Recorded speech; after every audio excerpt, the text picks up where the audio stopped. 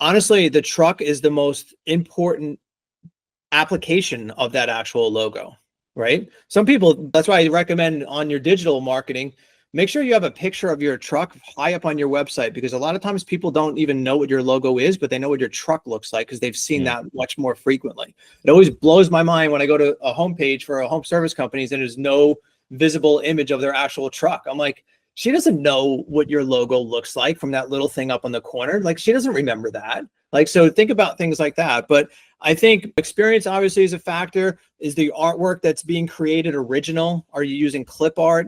Clip art cannot be trademarked. So literally, if you create a brand using clip art, then anyone can use that same exact piece of artwork.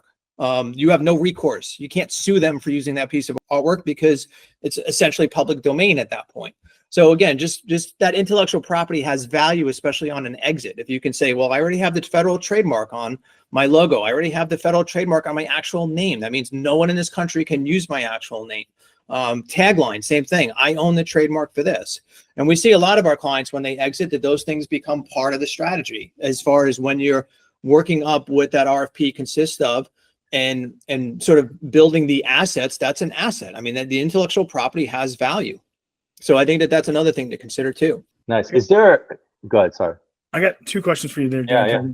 First one would be around URL. How much do you care about brand name and the URL, or is that just like, where's that come in? And then what's actually included when you talk about rebranding? I'm sure that's a logo. I'm sure it's like a truck wrap design, but like how deep down does that go? Does that look like reskinning a website, or kind of where do you start and stop, I guess, and kind of what you're providing?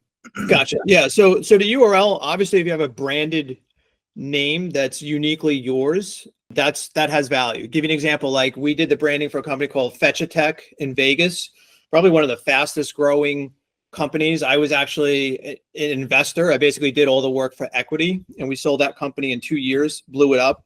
But we owned fetchatech.com. We owned the federal trademark for Fetch-A-Tech. We owned the mascot that was created, all those things. So a lot of times it's hard to get a unique branded keyword or unique URL for your actual brand name. So sometimes we just put the word call in front of it. It's not ideal, but it's something, right? So it's nice if it can match. It doesn't have to match. As far as what's included, it ranges the spectrum, right? So some clients, hey, we just want you to do the naming, the logo, the tagline, and the truck wrap. And some, they want us to do a full brand identity guide with them. And again, too, if you do a full brand identity guide, that's another asset that from a PE perspective, there's a roadmap that anyone can follow then as far as how do we execute marketing for this particular company. So that would include homepage design, billboard designs, the collateral, print ads, all those things. So that becomes something that sometimes the bigger companies want to invest in, because